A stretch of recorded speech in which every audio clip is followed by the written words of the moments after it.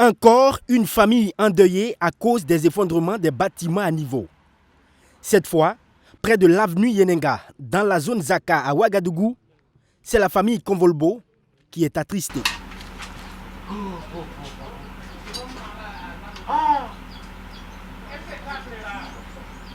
À 22 h ce mardi, l'immeuble comparable à celui-ci s'est effondré. Il n'y avait aucun individu à l'intérieur, mais c'est cette famille habitant à quelques mètres de l'édifice qui va payer les frais.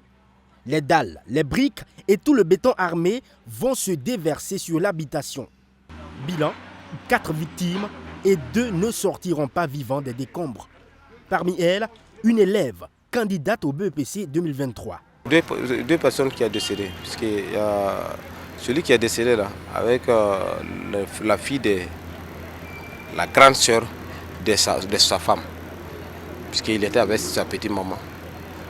Elle a fait BPC là. C'est moi-même, le frère de Marco avec ma moto hier, aller à l'école là pour faire anglais oral. Là. Adama Convolbo explique que ça a été un coup de grâce pour lui, car il est sorti du domicile 1 heure avant l'effondrement. Un effondrement qui se présentait comme une prémonition. Le désormais défunt avait eu maille à partie avec le propriétaire de l'immeuble lorsqu'en construction, les débris tombaient sur la toiture des Convolbo. Les actions étaient dénoncées, dira ce témoin.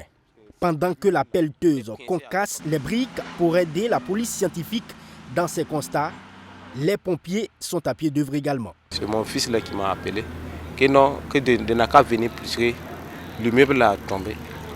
Mais ceux-là, ils sont dedans. Donc on a trouvé que l'enfant qui a 1 an et demi là, en train de pleurer, déjà il était à côté de sa maman. Sa maman était là, mais il y a un béton, un poteau qui était sur eux. Heureusement qu'il y avait des 16 et la moto, puis le fauteuil qui était dans le salon, parce qu'eux ils n'étaient pas dans le chambre. C'est donc cette femme et l'enfant qui ont été transportés d'urgence au CHU Yalgado Ouedraogo.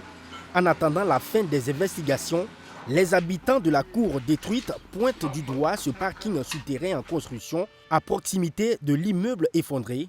Adama Convolbo doute même de la qualité du matériel utilisé. Les immeubles là, quand ils construisent les immeubles, au lieu de laisser des espaces entre eux, au moins c'est 1 mètre ou bien 80 cm, ils n'ont rien laissé.